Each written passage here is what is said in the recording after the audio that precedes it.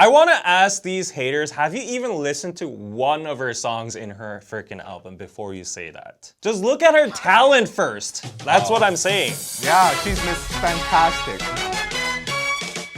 Welcome to YouTube's favorite K-pop show, DK News. Danny, David. lots and lots of First song, we have Ex-NCT Taeil headed to jail. And second, we have Lisa becoming the first K-pop artist to perform at the Oscars. Woo! And there is some controversy regarding nepotism. Allegation. And last but not least, we have director Bong Joon Ho facing backlash What? for excluding none other than Lisa when mentioning BLACKPINK. And on to the first news. Ex-NCT Taeil is going to jail, but just not yet. Former NCT member Taeil has been indicted without detention for aggravated quasi-rape.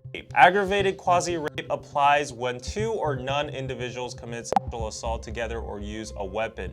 Convictions carry a minimum 7-year prison sentence. Prosecutors allege that he and two accomplices sexually assaulted an intoxicated woman in June last year. The Seoul Central District Prosecutor's Office confirmed the indictment on March 4th. The case was initially handled by the Bangbae Police, which sought an arrest warrant, but the court denied it, citing the suspect's admission of the crime. They said, okay, we admit. So the court was like, okay, you don't have to go into jail for now. The case was referred to prosecution in September and charges were formally filed last month. While his co-offenders attended prosecution questioning, Taeil cited health issues and submitted a medical certificate instead, so he didn't show up. I didn't even know that was possible. Me neither. But the case has sparked public outrage, with many criticizing the court's decision not to detain the suspect. Some comments online accuse the justice system of favoring those with money, while others call for harsher punishment. So my question is, first of all, how many years? I'm not a judge nor a lawyer. You gotta rot in jail for that. But it actually happened, right? Of course. Like he admitted. Yeah, he admitted. And we're all on the same page that it actually happened. Yeah, that's why the judge didn't detain them. There's no like people saying, oh, he's innocent. No. The deciding factor of whether you can get detained or not is if you have like a possibility of fleeing. But apparently they've already admitted their crimes. They're very high profile figures, I guess. If we just purely think about it from like a societal perspective, Yeah. we technically have rapists Yeah. on the loose here. I am actually quite surprised that there is so little coverage Yeah. of any of this. When this happened, right off the bat, SM immediately took action. They were like, oh, we're just removing this person from our group. That definitely did a lot of damage control for the company and the group. And I think that was good on SM's part. Like they knew about it and they handled it. Yeah. To be honest, like it's not like technically their fault. I mean, you don't hire somebody Yeah. thinking they'll somebody one day, right? Yeah, like that's that's the risk of That's K-pop not something industry. that That's- they can control. Yeah. You know, why? What? And on to the next news. Finally. Lisa becomes the first K-pop artist to perform at the Oscars. Yay! BLACKPINK's Lisa made history as the first K-pop artist to perform at the Oscars, delivering a tribute to the James Bond film series during the 97th Academy Awards on Sunday, March 2nd. The tribute featured a medley of all the iconic songs from the 007 franchise, where Lisa performed Live and Let Die, the theme song from the 1973 Bond film. She was followed by rapper Doja Cat and British singer-songwriter Ray, who actually she collabed with on her single, Born Again. Now, it's an amazing sight to see Lisa participate, but there were, of course, some critics alleging that her appearance was influenced by none other than her rumored relationship with Frederick Arnold, the CEO of LVMH watches, who happened to sponsor the event. One of the sponsors of the event. What isn't he a sponsor of? That is true. That is what I was gonna say. It's the biggest freaking group Yeah.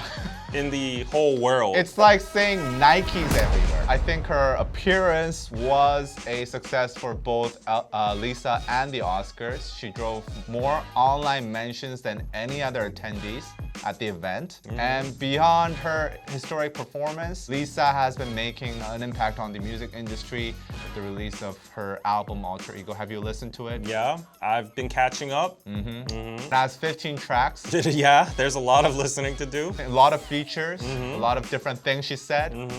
She said, if you like the old Lisa, go listen to my old shit. Wow. Yeah. And she said she's very flexible. Okay. Mr. Fantastic. Yeah. Was Lisa's Oscar appearance influenced by nepotism? No, next question. These stats just prove why she was there. You said by a big margin, she got overwhelming attention. Yes. Just look at her freaking track. Do you think that's nepotism too? It has like Rosalia, Tyla, Doja Cat, who else? Megan Thee Stallion, Future, freaking Right, everybody, global Avengers over there, and you think Yeah. she was really just invited there because of her boyfriend? Okay, first of all, do you expect Lisa, like one of the biggest superstars in K-pop, to date some bum? Successful people are attracted to successful people. Yes. What a fucking surprise. Yeah. It's very like angering when a successful woman Yeah, they of just... color, Okay. a Just go. successful woman of color, when Yeah. she gets to a place of like success and prestige, people automatically start looking around her, Yeah. finding a white boyfriend who's Yeah. also mega successful and claiming, oh, it's thanks to this motherfucker. Yeah, no. When she was already successful. I want to ask these haters, have you even listened to one of her songs in her freaking album before you say that? Just look at her talent first. That's what I'm saying. Yeah, she's Miss Fantastic. There are a lot of like butthurt K-pop stans thinking like, you know, oh, she's only getting this credit because she was a BLACKPINK member, and like, I think it's actually reversed. She's getting undervalued because of the BLACKPINK I agree. spotlight. I definitely think when And I think there's a common criticism regarding her lyricism. Oh, like her lyrics are so shallow. It's all about, you know, money this, fame this.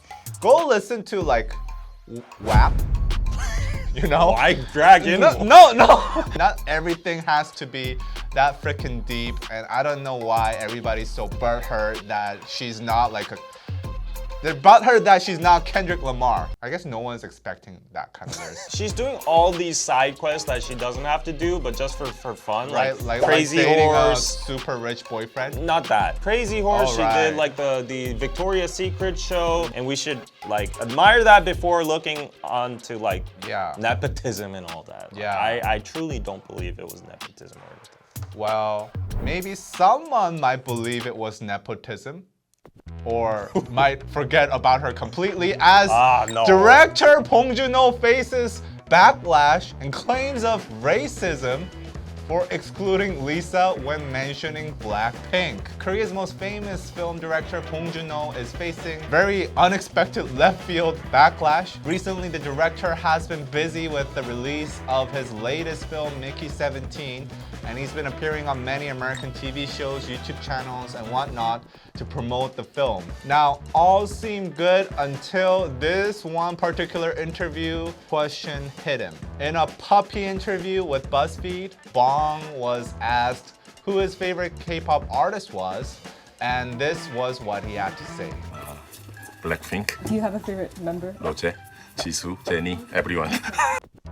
What do you think? People really making a fuss about this? While many would not really take it too deeply, some fans were not pleased with the fact that Bong admitted Lisa when mentioning all the other members by their names. Some even went on to call him a racist, and some even went further, called South Korean people racist. Most of the blinks at South Korea are always like this. They love the three girls, but they still want Lisa to stay in the group because they know Lisa can bring the group's international popularity. So everyone that this homophobic, racist, ignorant, misogynistic, irrelevant, pathetic motherfucker talked about is the most hardworking, talented, successful BLACKPINK member, Lisa. But since she's not a Korean, he chose to disrespect her. It has raised a lot of back and forth between the Korean fans and the international fans, saying, oh, you're racist, oh, like you're making a mountain out of a molehill, and it's the usual stuff, Nothing new here, guys. Now, meanwhile, Bong's latest film, Mickey 17, has been receiving mixed reviews. Is it karma? One thing that the critics and viewers seem to have consensus on is that it's definitely a step down from the 2019 masterpiece, Parasite. But to be fair, what can really match with Parasite? That's a very high bar. By the way, I watched that movie. It was pretty disappointing. I actually slept through it. Me too. It was mid. Do you think that was some sort of internalized racism? No, but I've been doing a couple interviews, and sometimes I don't even remember like one member of BTS. Sometimes I'm like, oh wow, listing them all. You're up. gonna get canceled. I actually want to give him respect, knowing the members at all. You're treating this guy like he's Joe Biden. So like one of the greatest film directors in Korea, like right now, active. My mom, my dad, my relatives, they don't even know a single member from whatever. Well, they're not in. Okay, so he's in the culture industry, so I understand. So he might know all the members, but then, I don't think he was trying to intentionally in that moment make a calculative move and think like, I'm gonna leave out Lisa and or maybe he show just my thought in his head, in his internalized racist head. Oh, who's that Thai girl? Oh, everybody. If you actually know Bong Joon Ho, like you will know how much of an inclusive and very progressive film director he is. Like it's ironic because actually some people in Korea are saying his movies are too PC. And then we got the other side. He's a racist, he's xenophobic for not mentioning Lisa in an interview. Those people have no idea who this person is. They see just literally 10 seconds of his life. This is the first time they've seen this guy, and they call him a racist. But a lot of the Korean press think her as a part of our culture now because she's a member of BLACKPINK, and they try to include her, like broadcasting about the Oscars performance and everything else. Do get the frustration, as you said, like it's been going on for a while, and there has been like accumulated frustration, and then this just fits into the picture. And I see like if people aren't familiar with Bong, they could go by that narrative. So, but then at the same time, before you make accusations and allegations, people can forget. Yeah. He's So not a racist. I'm proud of Lisa, I'm proud of Bong, I'm proud of BLACKPINK, and everyone. Yeah. You're proud of the world. Yeah. What about Donald Trump? What do you think? Maybe we can talk about it in Patreon. Okay, patreon.com/DKDKTV. We might be cooking something. Not just yet, but maybe in a few episodes. I don't know if that's the best way to promote our Patreon. We're gonna talk about Donald Trump. Why am I using his hand? I know. Like it's. I've been watching a lot of his videos. What? Updates on Trump will go on Patreon. Patreon.com/DKDKTV. We're gonna start something new there, so be sure to subscribe. Starting from March, we're doing something new. Bye bye. Bye bye. Oh, 뭐야? Oh, we